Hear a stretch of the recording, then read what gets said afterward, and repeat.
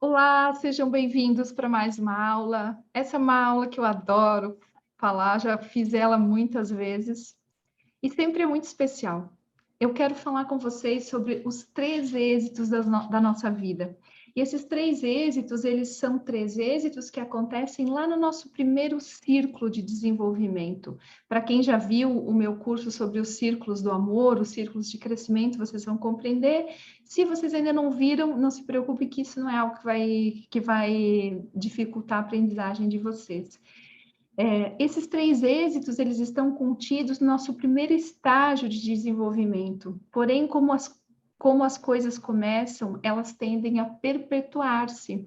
Então, da forma como nós lidamos, ou da forma como aconteceram esses três êxitos na nossa vida, nós tendemos depois, quando a gente vai crescendo, a repeti-los na nossa história, sem perceber.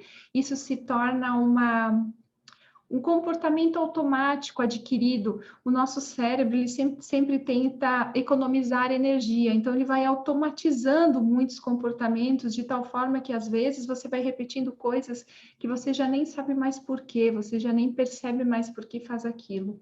Então, quais são os três êxitos, os três primeiros êxitos? As três primeiras conquistas da nossa vida. Eu tenho certeza que você as tem, eu tenho, e todos nós que estamos vivos também realizamos esses três êxitos. O primeiro é o nosso nascimento. Nascer com vida já é a primeira grande vitória. E aqui já começam a existir algumas pesquisas que mostram que, de acordo com como aconteceu o nosso nascimento, isso imprime em nós determinadas características sobre como nós lidamos e sobre como nós nos comportamos em momentos decisivos na nossa vida, em momentos que significam uma passagem de um estágio para o outro. Então, eu já li algumas coisas que têm espalhadas pelo mundo, não tem nada assim muito documentado e muito organizado. A psicogenealogia trabalha alguns casos assim que, por exemplo, quando um bebê passa por esse esforço, pela contração do parto, ele é um trabalho que ele e a mãe fazem juntos. Então, ali já começa uma conexão de um trabalho que é realizado com ambos, entre a mãe e entre o filho, e onde já imprime na criança um tipo de força, um tipo de energia direcionada para um objetivo. Passar por essa experiência, viver essas dores do parto, tem uma influência na forma como a pessoa depois viveria esses momentos de conquistas de objetivos. Ainda é bem cedo para a gente fazer afirmações categóricas, mas já existem estudos sobre isso. Quem sabe se você está estudando, se você está fazendo uma pós, um mestrado, é um pesquisador, é um tema muito interessante para ser explorado. Assim como disse que, por exemplo, uma criança que é nascida através de uma cesariana, ela está lá no ventre, quietinha, no processo de desenvolvimento, e de repente uma força externa aparece e tira ela daquele momento sem que o trabalho entre ela e o corpo da mãe tenham iniciado. Então, poderia ser que para essas pessoas, quando elas têm que tomar decisões ou quando chega a hora de fazer algo, elas poderiam ter uma tendência a esperar que essa força externa viesse até elas e, de uma forma inesperada, fizesse aquilo que tem que ser feito.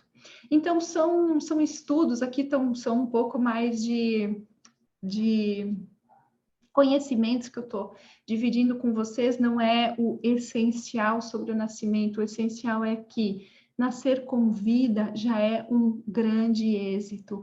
E esse é o nosso primeiro reconhecimento que nós precisamos ter para seguir com a nossa vida e para alcançar então o nosso segundo êxito. O segundo êxito tem a ver com eu nasci com vida e agora eu preciso sobreviver. E eu preciso tomar a minha mãe, porque é ela que vai garantir a minha sobrevivência. Ela me coloca no peito, ela me nutre, e se ela não tem os nutrientes, ou ela vai encontrar uma forma para que eu seja sustentado, ou ela vai, em casos muito extremos, encontrar uma família que possa cuidar de mim, caso ela não tenha esses recursos, não tenha essa possibilidade. Então, tomar a nossa mãe, sermos capazes de entrar em conexão com ela, de sugar o leite, de sugar esse alimento que ela nos dá, tem a ver com o nosso segundo êxito.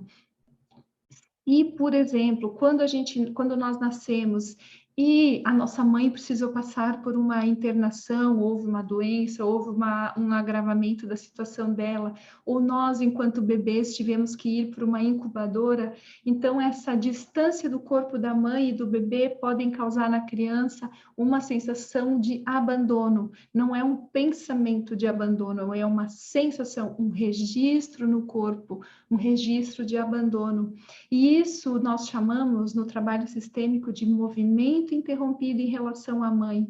Essa criança fica com esse registro de abandono e é como se ela perdesse a confiança na mãe, como se ela tivesse sido abandonada. Ela não consegue processar e compreender que a mãe às vezes está correndo risco de vida ou está lá numa UTI lutando entre a vida e a morte. Então, os efeitos desse movimento interrompido é que muitas vezes essa criança se afasta da mãe. E quando nós nos afastamos da nossa mãe, da nossa fonte de nutrição, isso tem efeitos depois na nossa vida adulta, tem efeitos na nossa maternidade, quando nós nos tornamos mães, pode acontecer de os nossos filhos sentirem em relação a nós o mesmo que aconteceu conosco em relação à nossa mãe. Por quê? Porque a criança tende a tomar para ela a dor dos pais, a criança inconscientemente tenta dividir aquilo que dói nos pais como uma forma de amor cego. Então, isso tem consequências na nossa maternidade, tem consequências na forma como nós vamos nos relacionar com os nossos filhos, se isso não ficar bem reconciliado. E também tem consequências no nosso trabalho, porque a mãe é esse simbolismo do servir, da nutrição, daquilo que cuida da nossa vida. E se eu perco a confiança naquilo que me nutre, se eu perco a confiança naquilo que serve a minha vida, se eu perco a confiança sobre servir e eu vou para um lugar onde eu preciso servir e onde eu ganho a minha nutrição, a tendência é que eu também sinta a mesma desconfiança. Ou se esse movimento com a mãe ficou interrompido, aqui também vai se manifestar da mesma forma. Então, eu também tenho dificuldades em servir, eu tenho dificuldade em oferecer algo, em dar, ou eu tenho dificuldade em tomar.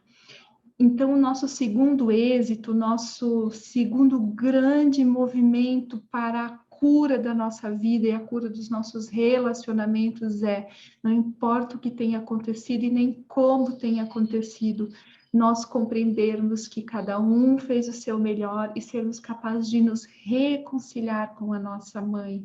Reconciliação com a mãe é reconciliação com o trabalho, reconciliação com a mãe é reconciliação com a capacidade de servir, reconciliação com a mãe é reconciliação com a própria liderança, reconciliação com a mãe é reconciliação com o dinheiro. Depois, então, vem o nosso terceiro êxito.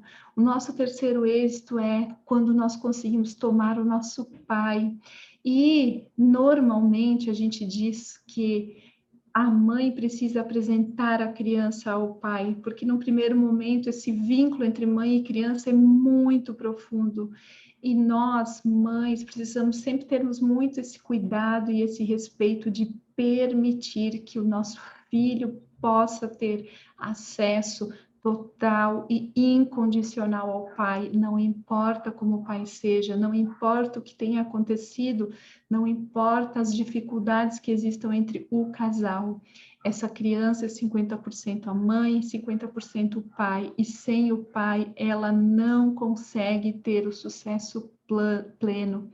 O pai representa a coragem, o pai é o que traz para nós, é o que nos ensina sobre a nossa capacidade de explorar o mundo.